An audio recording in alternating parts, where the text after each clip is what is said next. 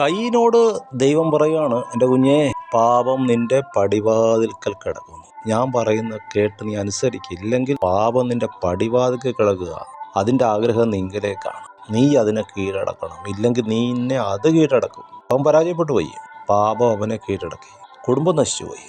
സഹോദരനെ കൊന്നു. കൊലപാതകിയായി. ഇന്ന് നമ്മൾ ചാനൽ ചർച്ചകളിൽ കാണുകയാണ്, അധികം പറയുന്നവൻ, അവസാനം പറയുന്നവൻ, മറ്റുള്ളവരെ വെട്ടുന്നവൻ ജയിച്ചു. ഇന്നും പാപം വാതിൽക്കൽ കിടക്കുക. സിമ്പിളായിട്ട് പറഞ്ഞ വായിൽ കിടക്കുക.